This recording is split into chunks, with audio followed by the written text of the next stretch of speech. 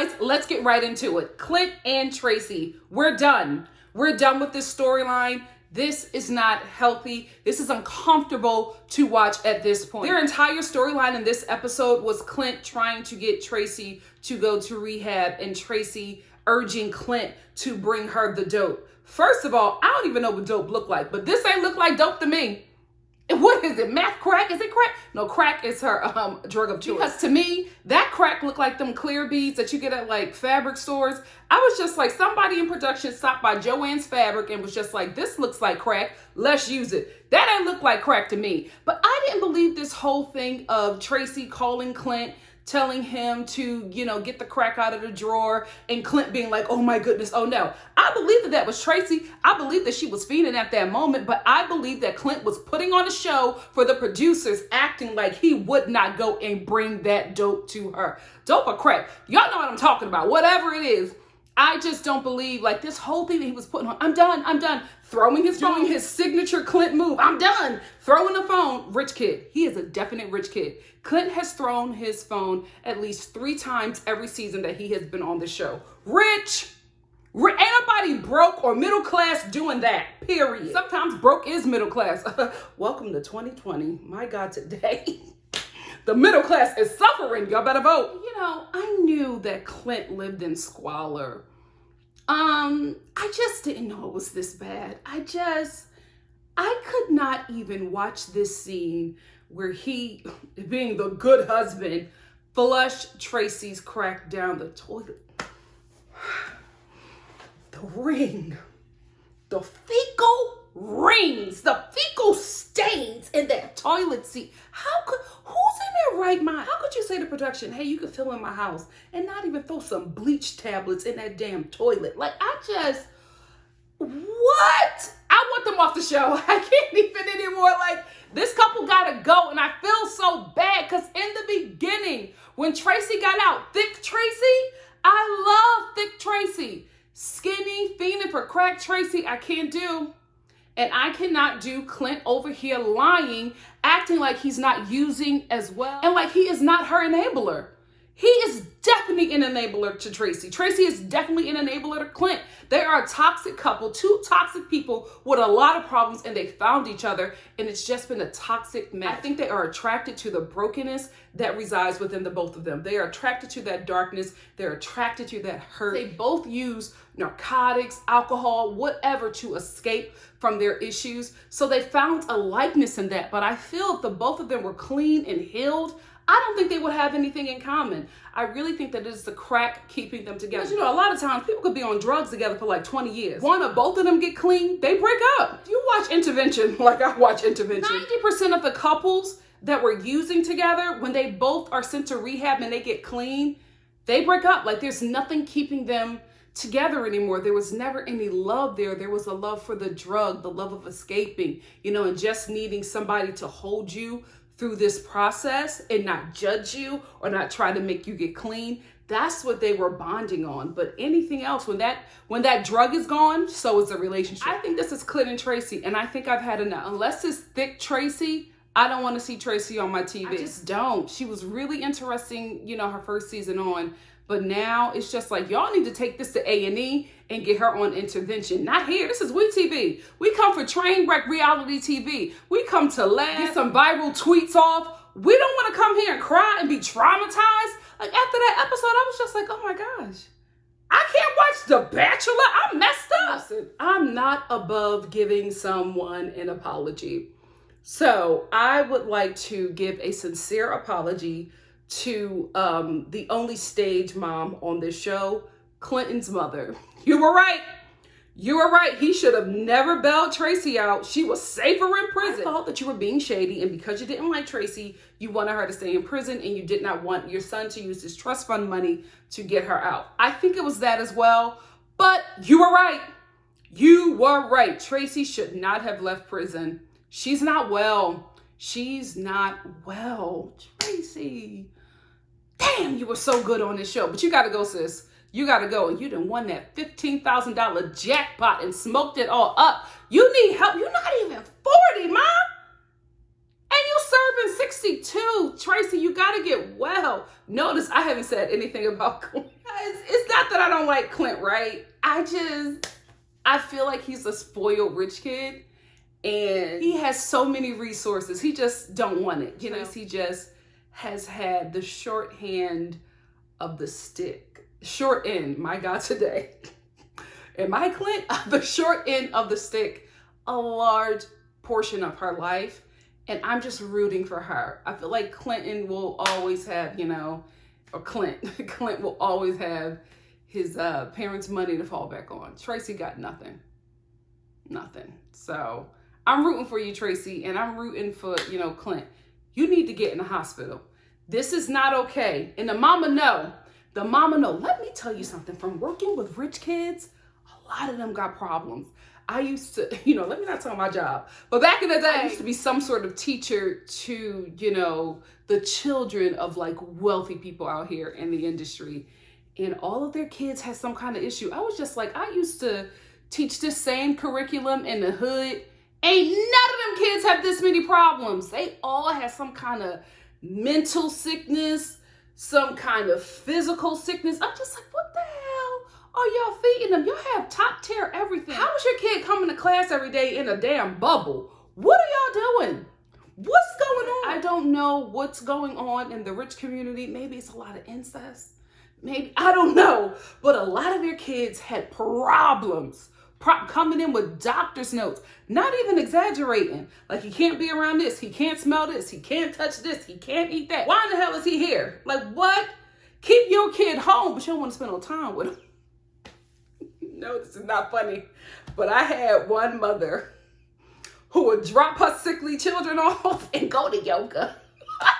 I'm like, ma'am, your kid is suffering, but you got to get to yoga? She would like shuffle them out too. The poor little boy was like, ugh. I'm like, oh my gosh.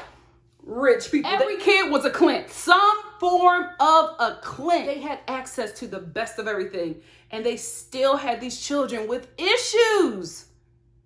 It's something going on. I think they probably drugged their kids so early, or they're having them away that's not natural. Something is going on with the 1%. Maybe that's it. I see Clint. Clint reminds me of all them kids. If you just stop giving your kids all of these pills, maybe, just maybe he'll be able to like fully function. It was insane how many children were coming in with long lists of things that they had to eat and pills they had to take at a certain time. I was just like, something ain't natural about this. Y'all doing something. Something's yes, Clint reminds me of them poor kids. And their ridiculous parents. That yoga lady, I was just like, oh my gosh. She would like push them out of that Lexus. And the boy can't do nothing but sit in the corner and watch the other kids. I was just like, oh, I'm so sorry. Your mother's 20 and your dad's 80. Like, welcome to LA. Lacey, John, and Shane. Lacey, your dad was spitting facts. I was here for her father and everything that he was saying to her, because Lacey has revealed to her father that she wants to go back to John, and she has been seeing him. For whatever reason, the father is really disappointed because him and John do not have a good relationship. I think it's because John has struggled with drugs their entire relationship. You know, is Lacey the reason? I'm not trying to put this on this woman because John is a grown man, but I'm like, you seem like a trigger. Anyway, the dad is just not happy about it. And he was giving her some really great advice. And I was like, I can't believe it. But I was agreeing with him with everything. I was like, yes, Dad. Yes, Dad. He was like, if you take them kids down that heroin road, I'm going to take them kids my damn self. And I said, yes, Daddy. That's what you need to do. If she wants to ride off in a meth-filled fantasy with John, let her go. I have to be honest. I got a little jealous. It's just like, really, John? Girl, pray for me. When I was saying it, I felt some sort of way, and I had to catch myself like, girl, child, thank God I got out of Philly. Lord, where would I be? Where would I be? Because I was on Lacey's father's side. I had to jump off it because yeah, jump off it. What's another term? I had to get off of his side. I had to get off of his side because I was just like, you got over Shane. your daughter's husband cheating on her real quick, all because she told you that she's interested in John again and wants to see him. Now all of a sudden you're like Team Shane and everything that he's doing, and nonchalantly talking about how he cheated on your child. Ooh, I can't believe it, but I felt bad for Lacey in that moment. I'm just like, how would I feel with my father, my protector? You know what I mean? The shining example of what I'm supposed to expect from a male partner, you know, or just a life partner. You know what I mean? Like somebody who would come in my life and, you know, provide, lead, if that's what you want. It's 2020, ladies. You can do it your damn self. But, you know, if he cute enough, we'll submit. I am on one today. That just bothered me because I'm like, that's your child.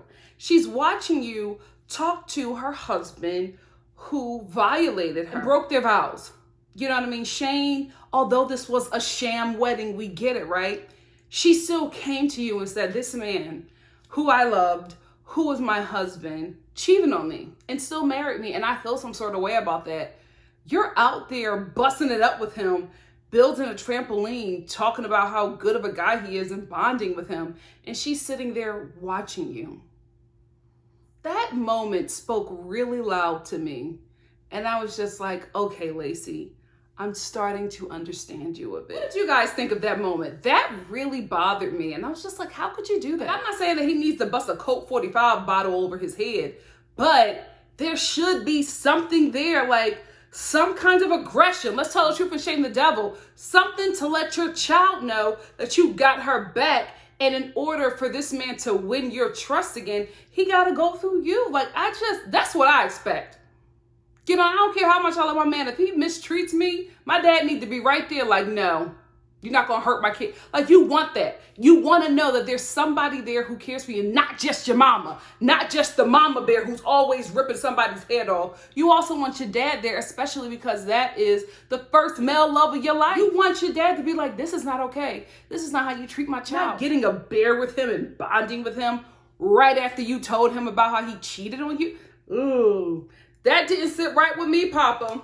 That ain't sit right with me. Andrea and Lamar. Lamar, I thought you were going to come up with a better lie. You know what I mean? Like, this lie that you wore your brother's coat full of condoms. And you never put your hands in the pockets in cold freaking Utah to see that there were condoms. Dude, I don't buy it. I don't buy it. Utah is cold. Lamar is black. I ain't seen no ash on his hands. So he had to put his hand in his sweat jacket to keep his hands cool, because I don't see him as a glove type wearing guy. Because there are some men who don't wear gloves because it's considered gay. I'm telling you.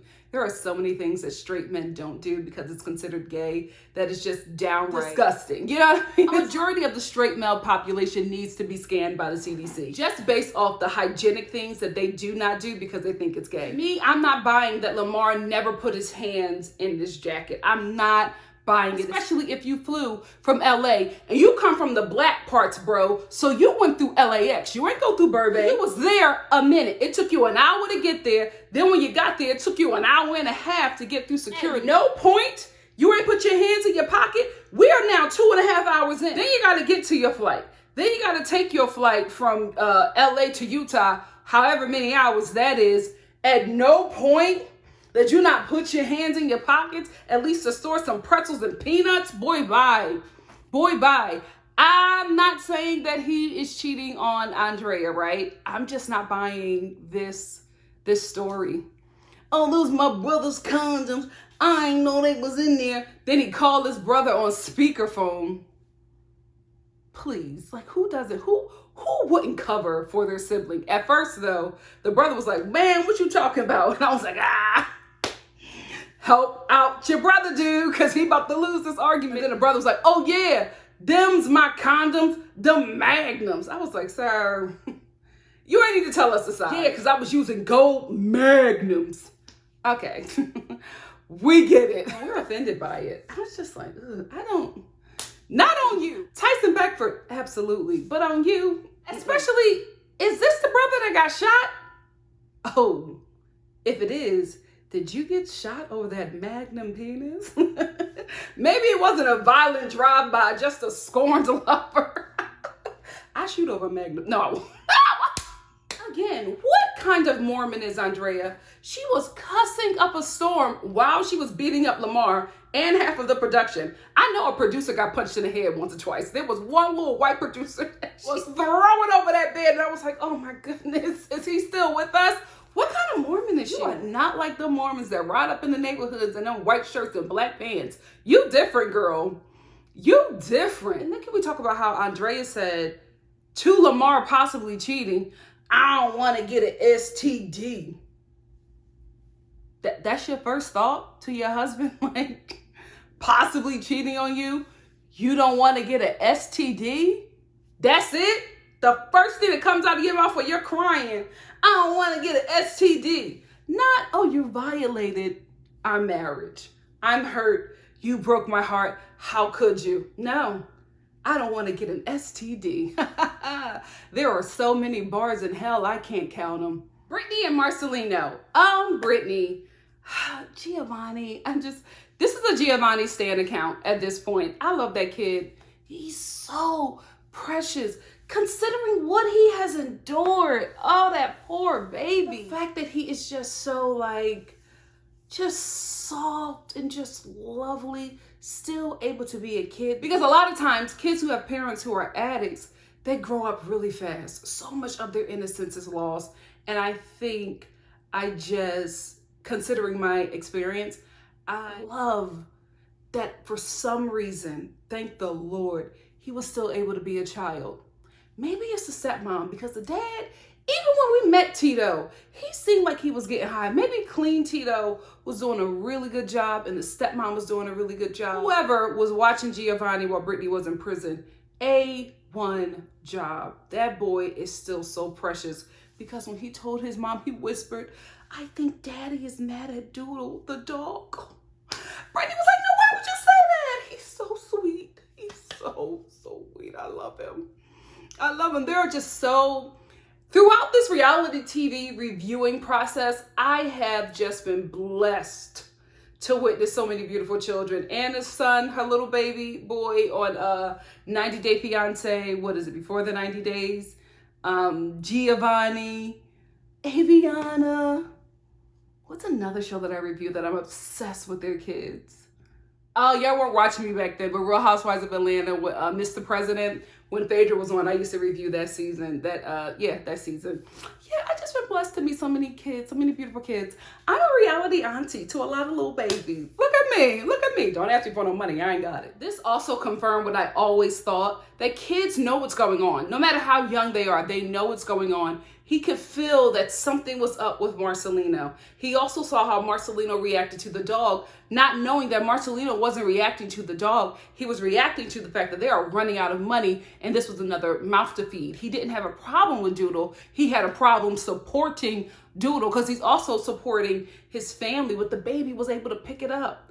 And he thought that his dad was mad at the dog. You see, guys, kids know what's going on. They just don't know how to communicate it on an adult level. Watch everything you do in front of your kids. They see it, they feel it, they will soon express it. Make sure it's some good stuff and not some school shooter mess. And I knew Marcelino was going to a poker coach. He loves Brittany way too much. The way that man loves that woman, I mean, it could only be described on the IG channel, because he gives me... Brittany can't go nowhere. But he really does love her. Remember in the first season when we met him, he was like standing outside the prison crying, just thinking about Brittany.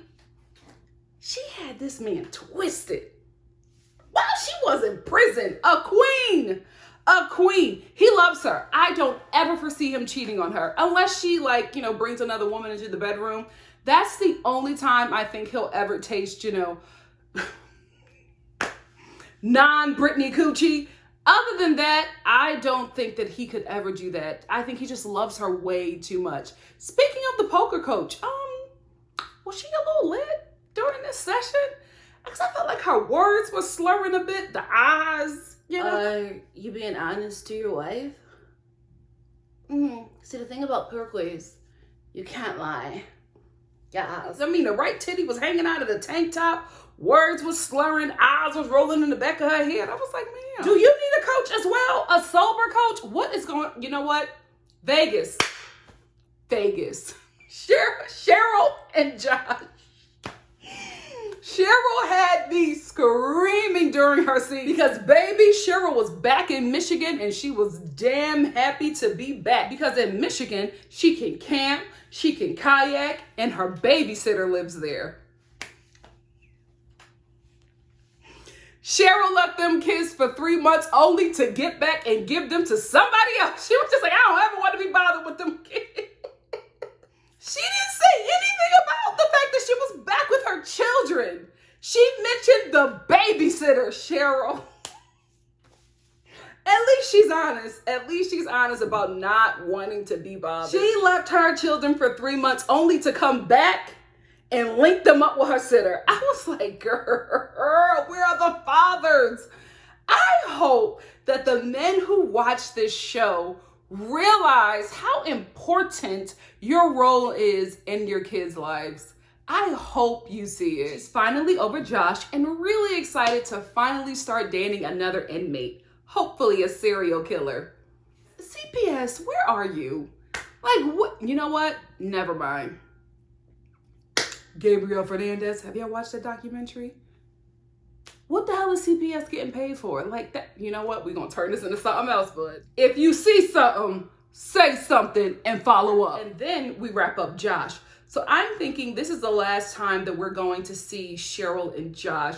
It feels like they wrapped up their storyline, especially when they gave them both the drone shots. I was like, oh, when you get the drone shots on this show, you're done. So I think we've wrapped up this couple, and I don't think we'll be seeing them again unless, you know, they get back together, which I hope they don't. Unless Josh gets locked back up and, you know, finds another chick to play for coin on this show. We will see. But you know what? Looking at Josh, it's so sad because this guy is literally like a committed criminal. Robbing banks is all he knows how to do. He said he enjoyed it, right? Unfortunately, with how this nation works, the way Josh looks, money will just flock to him. If he keeps it smart, keeps his head on straight, he will get a high-paying job just because of how he looks.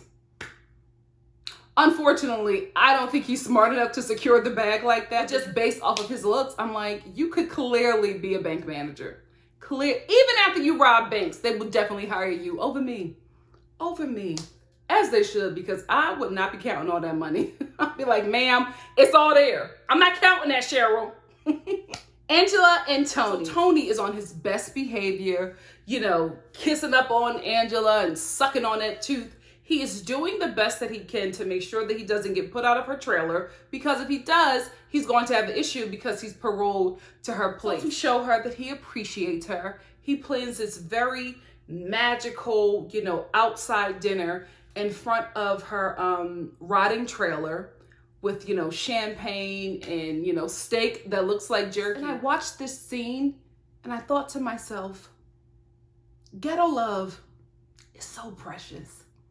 So precious. The fact that Angela looked at this Dollar Tree dinner, because can we be real? He went to the Dollar Tree. She looked at this Dollar Tree dinner and got choked up because Tony went out of his way to do all of this and whisper sweet nothings in her ear. And she just got choked up because she can't take it if he does this to her again.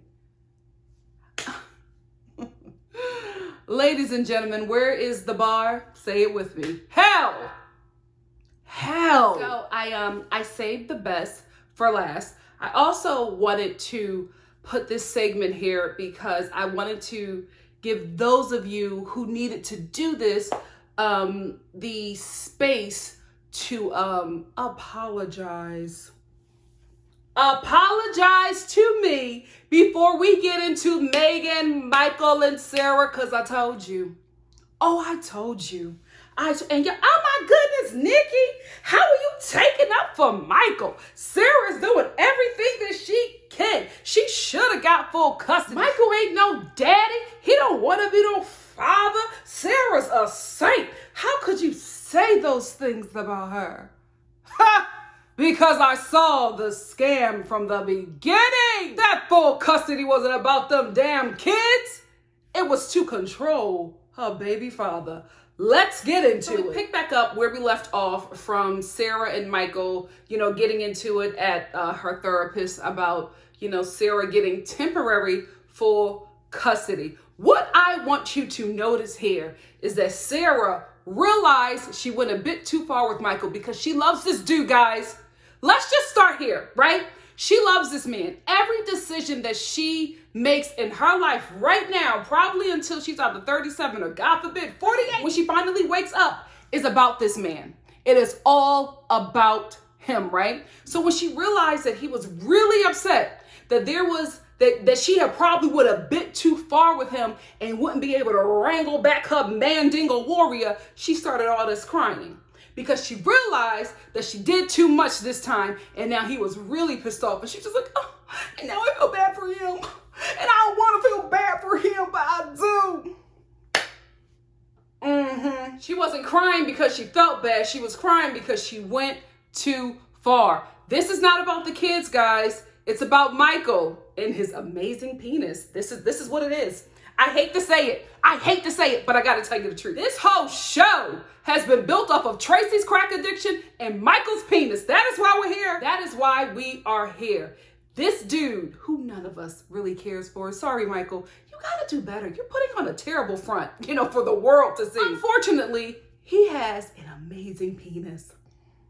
What? All the way from the penitentiary. That penis is just slaying women all across America, Europe. Don't let him in. Africa, don't let him in. But you know what? From what my friends have told me, y'all got your own problems over there with that penis.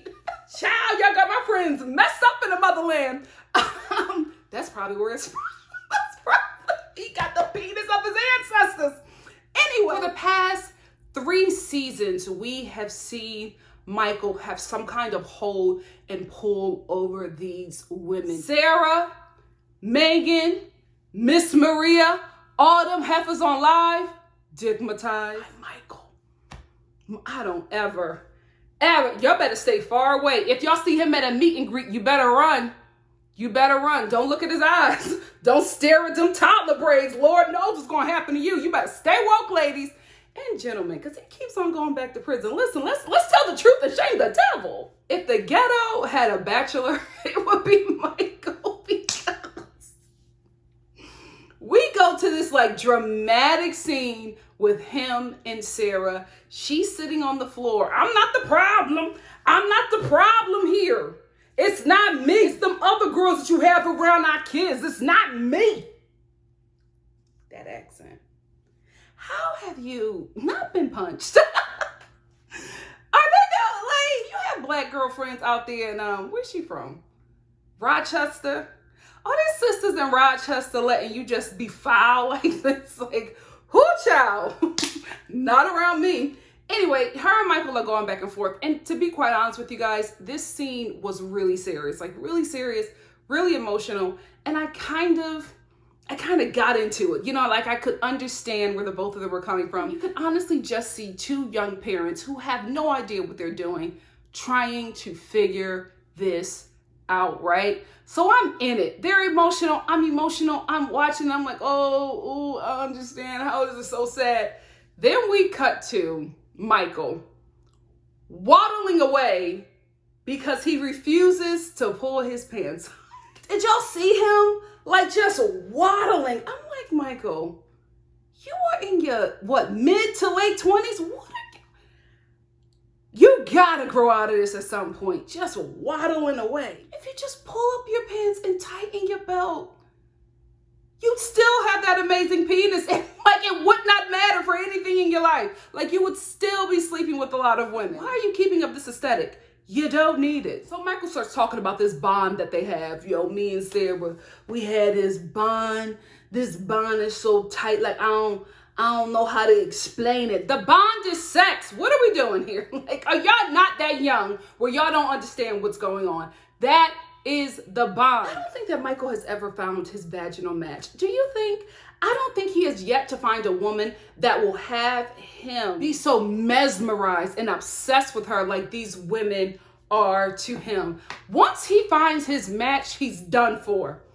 done for. Are we going to put a plan in place? No, I don't want to destroy a man, but now all of a sudden Sarah is referring to Michael as her husband. Now he's her husband. And it leads me back to the fact that I was right, because bam, this whole situation, this whole temporary custody was about getting her power back and getting control over her baby father, because that has been the gist of their relationship. I don't think that Michael just woke up one day and was just awful. I think he was always like this to Sarah. I think we are watching how their relationship works. This is the dynamics. Michael does not want to be with Sarah. He was just somebody that he could, let's be honest with you, drop his seed in and go. But this time his seed stayed and produced 2 children, right? The relationship has just been that. He goes, he sleeps with her, and he gets something. He was a gigolo to Sarah, pretty much, right? Sarah fell in love with this gigolo, and she realized that the only way to keep him around was coin. So she pays for his phone, pays for his insurance, puts some money on his books every time he goes back to prison, buys the dude a car, probably drops some coins off to his mother and his little sister, which is why they're probably like, oh my goodness, Sarah is the one, because she's taking care of everybody in the damn family and she don't got no money. But she's so in love with this dude that she'll do whatever she has to do to keep him. She's in love with him and in lust with him. He ain't nothing with her. She is just a con. That's exactly what it is. So she realizes that if she cuts off the phone, takes away his health insurance, he'll come running, right? Like he did when she said she was going to cut that all off. All of a sudden, he started calling her again. All of a sudden, he wants to check up on his kids. All of a sudden, he wants to pop up and see his daughters. Really? Because you've been telling us for 5 months that you wanted to see them kids. Now, all of a sudden, when the cameras is rolling, you want to see them. But when you first got out of prison, you went to go see Megan, not your pretty girls. We all know who this dude is, right? But let's talk about the mother. Guys, disagree. Even if you're wrong.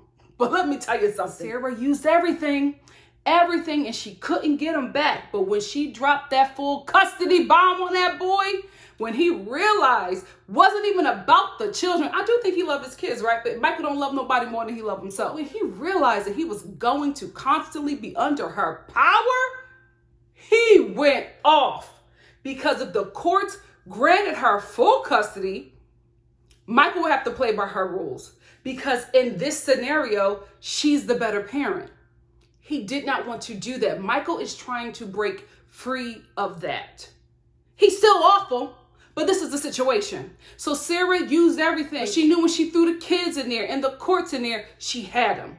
It worked. She got her power back in the relationship, and she got her power back over her partner, which is what their relationship has always been. As long as she had something to bring that boy back in, she could reign over him. Do I think that she should have got temporary custody? Absolutely. If I was dating a dude like that and I got pregnant and this was the situation, he would pop in and out, I would go get full custody. Because yes, I'm going to have control over when and how you see these kids. Because you have not proven to me that you are a good father. Absolutely. Right idea, wrong intentions. This was not about that. She was not doing it because he pops up or whatever. She was doing that because she wanted Michael back in her bed. And at the end of this episode, she got it. Because all of a sudden, he becomes, oh, that's my husband. That's my husband. That's who I married. And then when Michael comes over, she gets her family back.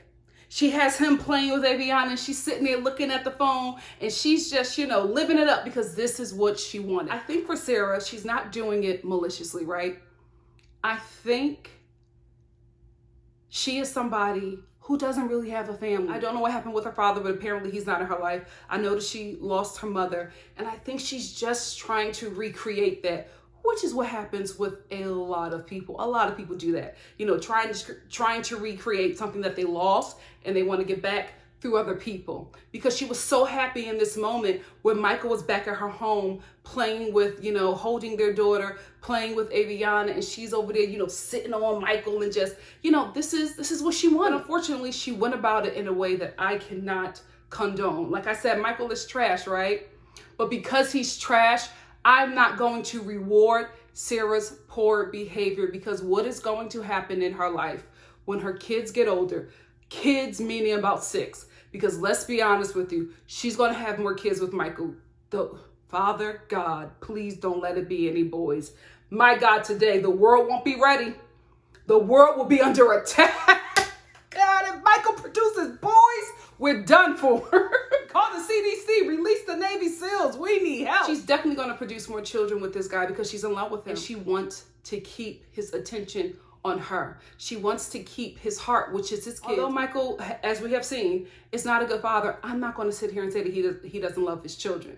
I will say that he don't love nobody more than he loves himself, but he does love them kids. He doesn't love their mother. His kid's mother was a con that he now has to be committed to for the rest of his life. I have to be honest, when Michael said that he had to sleep with Sarah to see his children, this right here, guys, is the realization. This is it. Because when he plays by her rules, she gives him a bit of leeway. Do I think this was just about the kids? No. It was also about the fact that if he doesn't play by her rules, she would stop supporting him. Because he's getting money from other women, but she's paying for his insurance and she's paying for his car note, and she's also paying for his phone. So she's paying a lot of... the fact that he is taking that money to be a hoe out of his kid's mouth says a lot about you. Michael is doing these things because he cannot stop the cash flow. You know, he cannot stop Sarah from giving him those resources. The same reason why he's sleeping with Miss Maria. He don't want that woman. That woman with teenagers. Like, he don't want to be dealing with that. But she is obviously another woman who is taking care of him. He's a gigolo, guys. He's a gigolo. He will always be a gigolo until he don't want to be a gigolo no more. But what Sarah is not going to do is gigolo them kids in the court system to get him to act right. He won't, sis. This was a right decision with the custody. Wrong intention. And here's the icing on the cake and why I deserve an apology. At the end of this, when she got everything she wanted, when she got that little scene with her family playing, and when she got Michael to put the little girl away, she came back and he was like, all right, I'm going to go. She was like, well, you're not going to stay? And he was like, here? She was just like, here, but not with that woman. He was like, because I do want to see my daughter wake up in the morning. Then he'd go outside, he'd call Miss Maria. And, you know, she actually took it very well because, you know, she's a mature woman. So she would, you know, she's older. She's lived some life. So, of course, she would take it a bit better and just be like, oh, it's okay. Spend time with your children. I'll see you when you get home, because she's not letting that penis go. And then he comes back into Sarah's home and she's just like, so Aviana's asleep. You want a drink? Because that's what she wanted. She got what she wanted. She used what she needed to use, which was the pretty girls, okay? And she got that man back into her home, into her family, and into her vagina so she can get pregnant again for another season. That's my problem, guys. I don't have a problem with this woman seeking temporary custody or even full custody. She should. I have a problem with her using her children to control her partner. It's not right. Even if Michael is trash, don't use your kids for that, because you're manipulating your children. And they know. They can't communicate it now. Like Giovanni, he can't really communicate, but he knows when something is off. They're going to grow up and they're going to realize that you kept them from certain things, not because you didn't want them to go, but because their father wasn't acting right to you. I'm sorry. How he treats you, real talk, don't matter.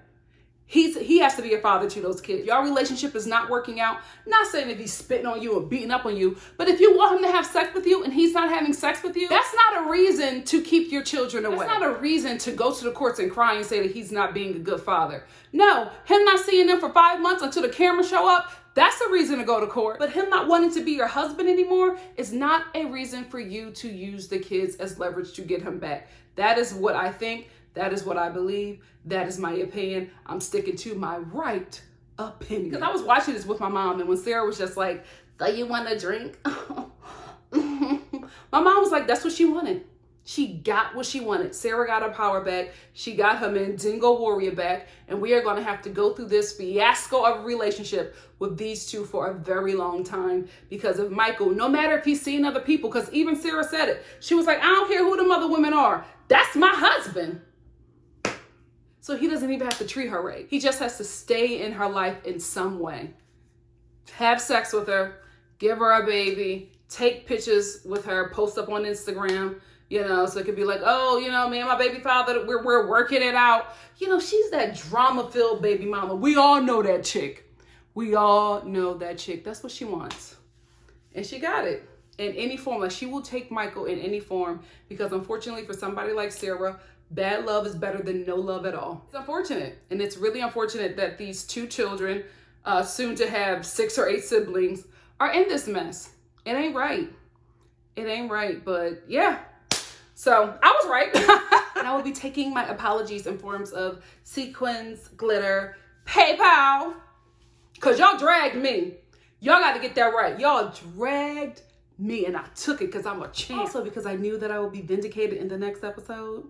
Because even in the following episode after this one, Sarah is trying to fight Miss Maria over Michael. And she's just like, oh, that's my husband. That's my what? The woman that he brought up here that he's sleeping with in a Motel 6. You're fighting her and screaming, that's your husband. The bar is, where is it? Where is this bar? Tell me. Tell me in the comments section, because we all know she don't care. She don't care. As long as Michael falls in line, she's fine with it. And she will use whatever she has to use, even her kids, to get him to fall in line. That penis is powerful. Listen, I don't want none of my subscribers on that man's live and in his DMs trying to get a taste of that. You are better than that. Better than that. But I'm not better than hopping into John's DMs. Anyway, that's it for me. What did you guys think of this episode? Let me know in the comment section below. And if you like what you see here, please like, comment, subscribe, share, and apologize. And I will see you sometime soon for the following episode of Life After Lockup. Love you guys. Apology accepted.